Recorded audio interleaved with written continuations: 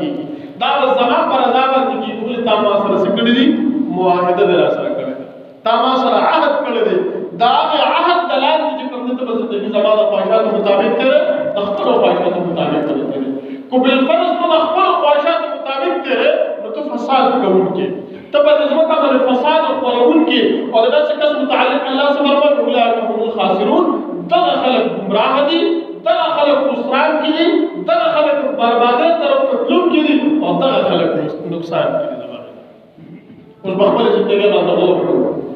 زما زندگی د دې آیات کلام دې تیریږي کو نه تیریږي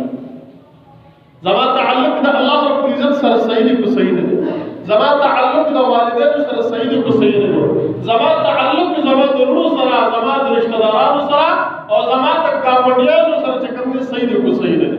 کو صحیح دی د الله شکر او کو صحیح نه دی نو ولایت هم الخاسرون ما تاسو څنګه د فساد کوونکی دا څه کس بیا د مثال سوي کلا بل ران على قلوبهم ما كانوا يكسبون الله رب العزت د په لبا د تور ټاکي لګي دا ټاکي وختن فوختن سیوا کیږي اخر کې دا حد تورسي چې د ایمان په خلاص کې دغه نقصان طرف ته لاړ او نن ما تعلقات د خپل رشتہ دارانو سره د عزت ورو ويقطعون ما امر الله الله فرمایي دا خلک چې کوم دي هغه حکمونه باندې چې کوم د تړلو د الله حکم کړی چې دا تعلقات په ختمه او دې سکیا د هغه تعلقات وانه ختمي هغه نه د پرونه کې نفرت پیدا کیږي نو خدای الله د کلام او د قرآن خلاف روان دي الله رب العزت د کلام سره موافق ژوندۍ نه تیری بلکې د هغه خلاف روان دي او د خپل خواهشات سره لګیا دي خپل خواهشات پوره کوي د الله رب العزت خواهشات نه پوره کوي د حضور نبی کریم صلی الله علیه وسلم په طریقو باندې ژوندۍ نه تیری نو د خپل روح سره د خپل رشتہ دار سره د خپل گاونډیانو سره خسر ساتل زما عزت گزار د خسران نه بچ کول غواړو گزار د نقصان نه بچ کول غواړو نظام دستا تعلقات په سبا نه ختمي په پیسو باندې پسما کوي په معمولی وخت کې د دنیا د لالچ او د دنیا د هرس په دی ورپسې آیات کې الله رب العزت فرمایي ان الله لا يستحي ان يضرب مثلا ما بعوضه فما فوقها الله رب العزت دا یو بل خبره ذکر کړه په بحث بیا ودیږي خو د دنیا مثال الله رب العزت د سره ورکړی دی د ماشي سره د مچ سره د جولاګي د جاري سره الله رب العزت چې کوم دی د دنیا مثال ورکړی نو کفار اعتراضات کړي دي چې الله رب العزت دومره عظمت والا دومره لوی ذات دی کبریه والا ذات دی او الله رب العزت د دومره سپکو سيزونو تذکرہ په قران کې کوي پکار دی الله رب العزت د بل څه تذکرہ کړی وي عظمت والا ذات دی نو تاسو نمونه اخستدل الله په کلام کې صحیح دي کفار دا اعتراض نو مفسرین جواب کړی دی چې کوم ذلیل سيزه د علی مثال په ذلیل سيزه سره ورکه په سپک سيزه سره به ورکه د درون سیز مثال ته په سپک شي سره نشي ورکول چې کوم شي ذلیل د هغه مثال ته په ذلیل شي سره ورکه نو دنیا ذلیل د الله رب العزت د مثال په سپک شي سره ورکه او دغه دنیا لپاره څه ته لګیاو خپل تعلقات د رب سره خپل تعلقات د رور سره خپل تعلقات د والدینو سره خپل تعلقات د گاونډیانو سره خراب وځي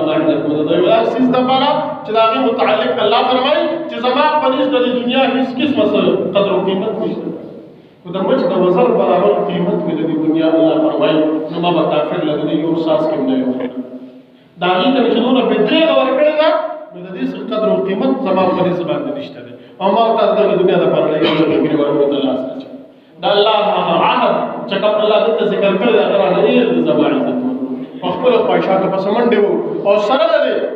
د خپل خواهشات په اړه کې د خپل گاونډیانو د حقوق خیال نه ساتي زما خپل گاونډیانو د محلي حقوق خیال نه ساتي بیګا په دې محله کې د ځلاګان په دې زما عزت هم په دې محله کې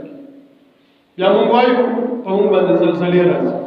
په موږ باندې سیلابونه راځي په موږ باندې مختلف عذابونه راځي نو موږ ته ونه دا انسان د الله نه نه یری د ستاسو د کې سر دا راکړل څه ته د الله نه نه یری ته د هغه غیرت ذات نه نه یری ته د هغه طاقت نه نه یری تاکي زور سونه را تاکي طاقت سونه را چې ته د الله رب العزت عذاب او قهر لدا ته د هغه قهر او د هغه عذاب زغمل شي